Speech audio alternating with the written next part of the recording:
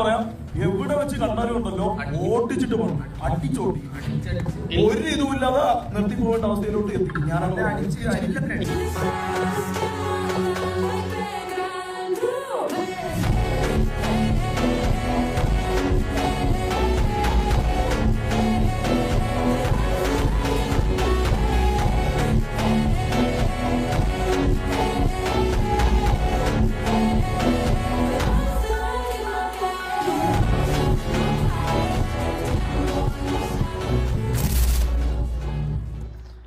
ഒരിക്കലും ഈ വിഷയം അതുമായിട്ട് ഇതാക്കാൻ പാടില്ല. കാരണം വെച്ചാൽ ഞാൻ പറഞ്ഞു ഇതുകൊണ്ടുള്ള ദേഷ്യം കൊണ്ടായിരിക്കും അവര് പറയുന്നത്.